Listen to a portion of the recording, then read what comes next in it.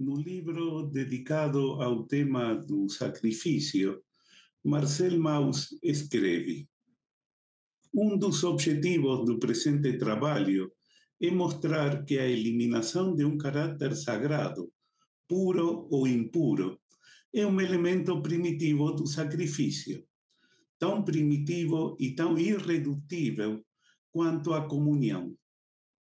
Se o sistema sacrificial tem sua unidade, ela deve ser buscada noutra parte.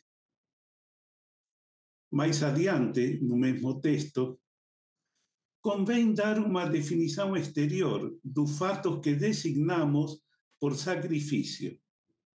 A palavra sugere imediatamente a ideia de consagração e poder-se-ia pensar que as duas noções se confundem. Com efeito, é certo que o sacrifício sempre implica uma consagração. Em todo sacrifício, um objeto passa do domínio comum ao domínio religioso. Ele é consagrado. Mas as consagrações não são todas da mesma natureza. Há aquelas que esgotam seus efeitos no objeto consagrado, seja ele qual for, homem ou coisa. É o caso, por exemplo, da unção. Na sagração de rei, somente a personalidade religiosa do rei é modificada. Fora dela, nada é alterado. No sacrifício, ao contrário, a consagração irradia-se para além da coisa consagrada, atingindo, entre outras coisas, a pessoa moral que se encarrega da cerimônia. O fiel que forneceu a vítima, objeto da consagração, não é, no final da operação, o que era no começo. Ele adquiriu caráter religioso que não possuía, ou se desembaraçou de caráter desfavorável que o afligia. Elevou-se a estado de graça ou saiu de estado de pecado. Em ambos os casos, ele é religiosamente transformado. Chamamos sacrificante o sujeito que recolhe os benefícios do sacrifício ou se submete a seus efeitos. Esse sujeito é ora indivíduo, ora uma coletividade. Família, clã, tribo, nação, sociedade secreta.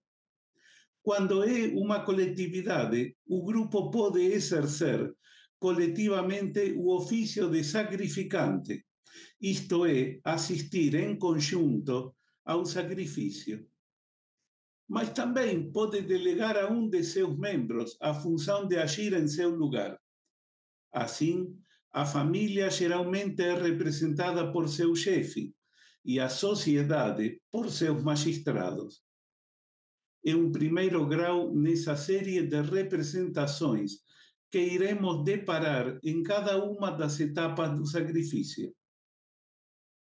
Todavia, há casos em que a irradiação da consagração sacrificial não se faz sentir diretamente no próprio sacrificante, mas em algumas coisas mais ou menos diretamente ligadas à sua pessoa. No sacrifício feito por ocasião da construção de uma casa, o que é afetado é a casa, e a qualidade que ela assim adquiriu pode sobreviver a seu proprietário atual. Noutros casos, é o campo do sacrificante, o rio que ele deve transpor, o juramento que ele presta, a aliança que ele firma, etc. Chamaremos objetos do sacrifício essas coisas em vista das quais o sacrifício é feito. Aliás, é importante assinalar que também o sacrificante é atingido, até mesmo em razão de sua presença no sacrifício e de sua participação ou interesse nele.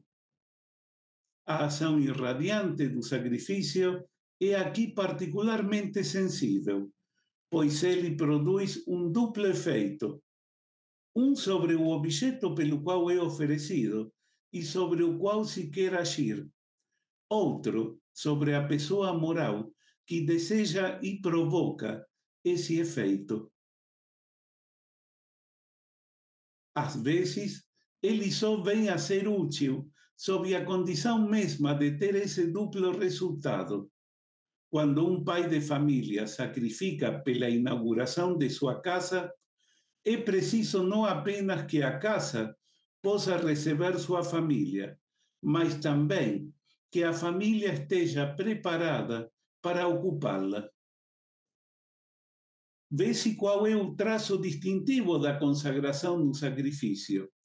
Que a coisa consagrada sirva de intermediário entre o sacrificante ou o objeto que deve receber os efeitos úteis do sacrifício e a divindade a qual o sacrifício é endereçado. O homem e o Deus não estão em contato imediato. Assim é que o sacrifício se distingue da maior parte dos fatos designados como aliança pelo sangue, em que se produz, pela troca de sangue, uma fusão direta da vida humana e da vida divina.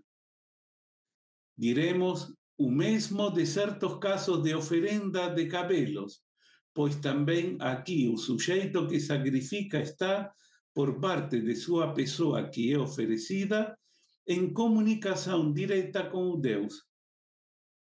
É certo que há conexões entre esses ritos e o sacrifício, mas eles devem ser distinguidos. Essa primeira característica não é, porém, suficiente, já que não permite distinguir o sacrifício desses fatos mal definidos que convém nomear como oferendas.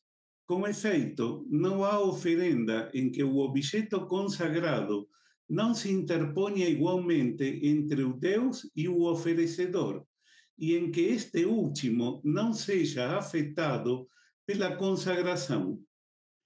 Mas se todo sacrifício é, de fato, uma oblação, há oblações de espécies diferentes.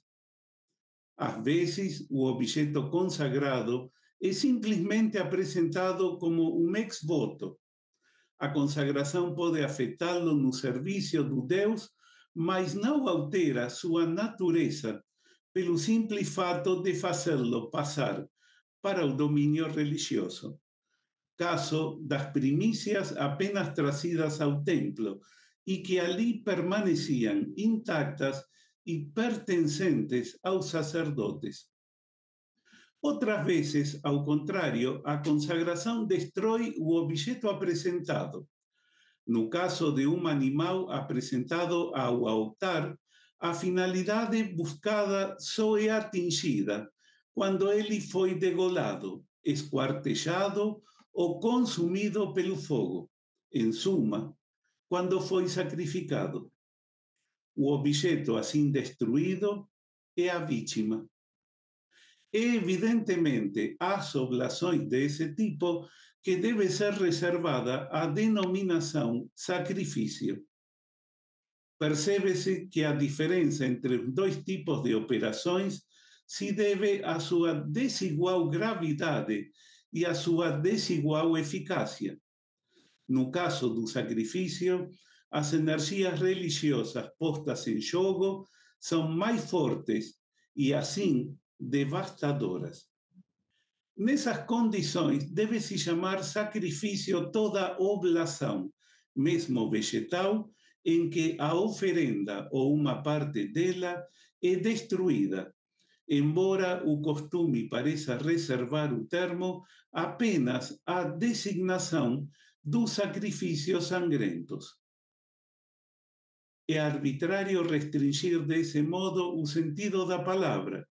Guardadas as proporções, o mecanismo da consagração é o mesmo em todos os casos, de modo que não há razão objetiva para distingui-los. Assim, o minhá hebraico é uma oblação de farinha e bolos que acompanha alguns sacrifícios, mas tanto constitui um sacrifício a mesmo título que estes que o Levítico não os distingue. Os mesmos ritos são observados. Uma porção é destruída no fogo do altar e o resto é comido totalmente ou em parte pelos sacerdotes. Na Grécia, alguns deuses não admitiam em seu altar senão oblações vegetais. Portanto, houve ali ritos sacrificiais que não comportavam oblações animais. Pode-se dizer o mesmo das libações de leite, vinho ou outro líquido que na Grécia estavam sujeitas às mesmas distinções que os sacrifícios, chegando até a fazer suas vezes.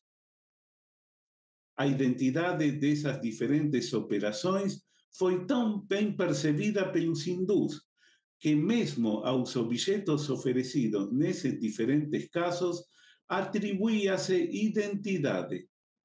Todos eram igualmente considerados vivos e tratados como tais. Assim, num sacrifício suficientemente solene, no momento em que grãos são triturados, suplica-se que não se vinguem do sacrificante pelo mal que lhes é feito. Quando bolos são postos sobre cacos de louça para assar, suplica-se que não se despedacem quando são cortados. Implora-se que não firam o sacrificante e os sacerdotes. Quando se faz uma libação de leite, e todas as libações hindus são feitas com leite ou um dos seus produtos, não é uma coisa inanimada que se oferece, mas a própria vaca em sua substância, sua seiva, sua fecundidade. Chegamos então à seguinte fórmula: o sacrifício é um ato religioso que, mediante a consagração de uma vítima, modifica o estado da pessoa moral que o efetua ou de certos objetos pelos quais ela se interessa.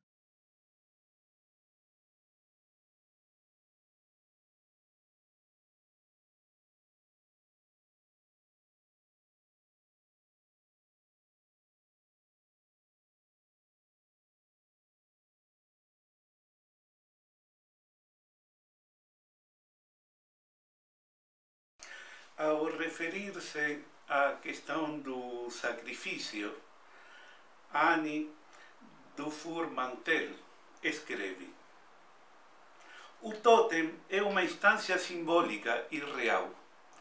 Os rituais sacrificiais que exige mantêm em uma mesma representação registros separados: o morto e o vivo, as gerações, o homem e a mulher, o puro e o impuro, o que dá morte e o que protege, etc. A partir de então, o desejo e a promessa podem circular sem perigo em uma comunidade humana. O ritual ou a obediência totêmica convocam, em última instância, ao sacrifício. Quando o tabu se transgrede, a pessoa não pode sobreviver a esse fato, salvo que se dê um sacrifício em um ritual muito preciso que às vezes não alcança. Dizer de um ser que é sacrificial é colocá-lo sob a lâmina da faca, do lado cortante da lâmina, no lugar exato do desgarramento, nesse lugar finalmente inevitável onde tudo tem se consumado.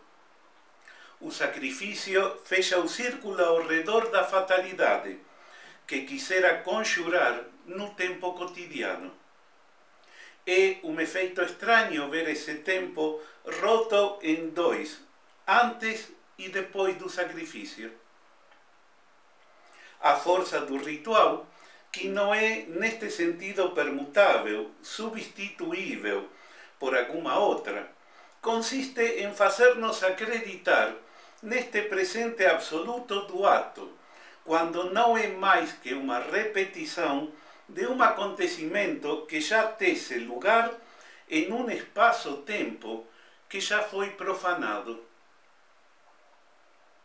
Esta hipótese levaria ao sacrifício do lado do inconsciente, na medida em que, em virtude do efeito da repressão, a pulsão de morte tal e como foi descrita por Freud, conduz ao eu consciente a repetir sem cessar o mesmo roteiro fantasmático, segundo uma composição que é sempre a mesma, onde os elementos invariantes formam uma linha melódica que não se esquece uma vez que a tenha se reconhecido. Quero dizer com isso que uma mulher que, entre aspas, se sacrifica por seus filhos, ou que sacrifica um amor em nome de uma ideia ou uma vocação, não sabe que repete uma figura de antaño, quizá o destino de uma mãe humilhada em sua própria descendência. Em todos os casos, este sacrifício, se tiver verdadeiramente uma estrutura totémica, a saber, um valor de exemplo, um ideal ao que está prometido, alguém a que se dirige, proibições que a ela se remetem, fará que esse trauma esquecido retorne sobre uma cena visível para permitir aos sobreviventes que acedam a um tempo renovado. A lógica sacrificial, em sua relação com o tempo, com o espaço, tem necessidade de rituais, de comemorações, para perpetuar-se e obter assim que aquilo não volte a começar.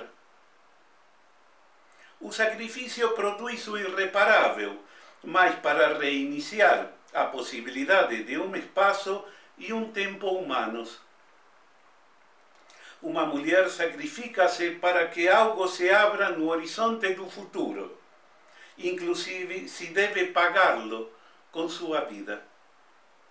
Veremos que nisso o sacrifício se opõe à renúncia, pois aquilo ao qual o sacrifício aponta é a um tempo inédito, justamente o que o tira do inferno traumático e de sua lancinante repetição.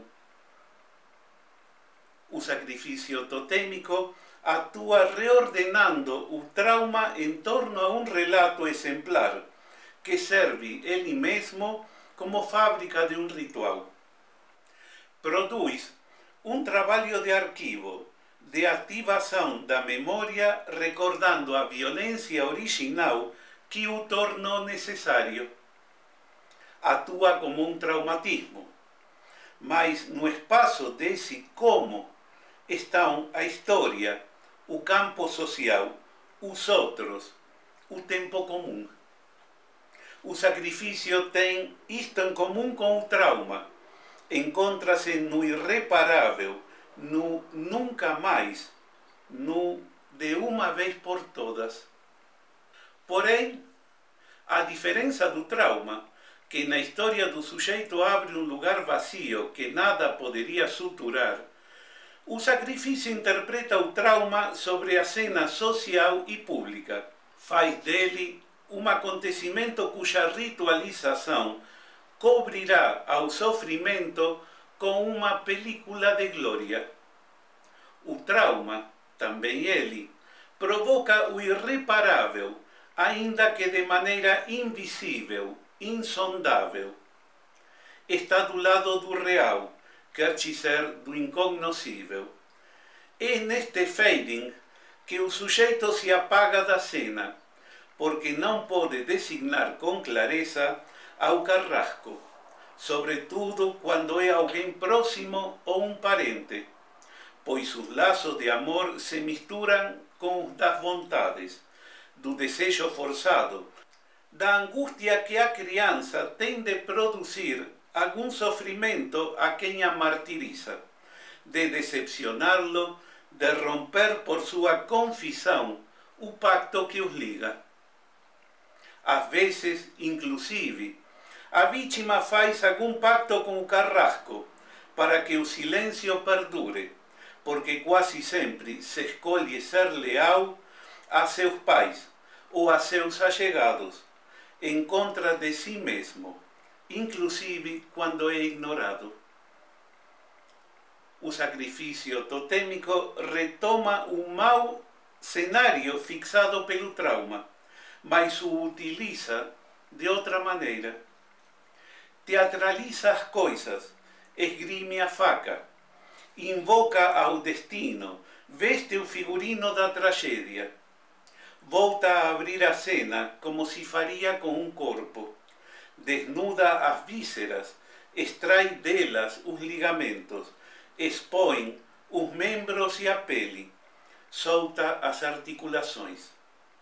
Eis o vivo, essa coisa aí exposta que vai se sacrificar para que já nada aconteça como antes. Para que este acontecimento inverta a ordem das coisas, transcenda a repressão, o esquecimento e permita que o inesperado irrompa no que já está ali. Esse sacrifício repete o trauma, mas imprimindo-lhe uma volta de uma tacada. Ao invés, funciona como um revelador sobre um negativo fotográfico. O sujeito, entre aspas, ausente do traumatismo é convocado pelo sacrifício ali onde algo nele tem sido devastado. De repente, e só pelo efeito desse tempo fora do tempo que exige reparação, o sacrifício volta a trazer todo o acontecimento ao proscênio. Assim, o sacrifício, ao reiterar o trauma, permite ao sujeito, ao ausente, regressar a essa cena profanada para poder, por fim, assumi-la. Mas assumi-la com o irreversível que implica. Por isso, o sacrifício é como uma navalha que corta em dois ao tempo. Algo cai, algo que não será redimido. O sacrifício atua como o trauma, mas invertendo seu poder de repressão e de ouvido, pela necessidade de comemorar, de trazer aos olhares e à memória, de produzir entre a testemunha e com ela a comunidade humana, na evocação da violência devastadora a que ele responde.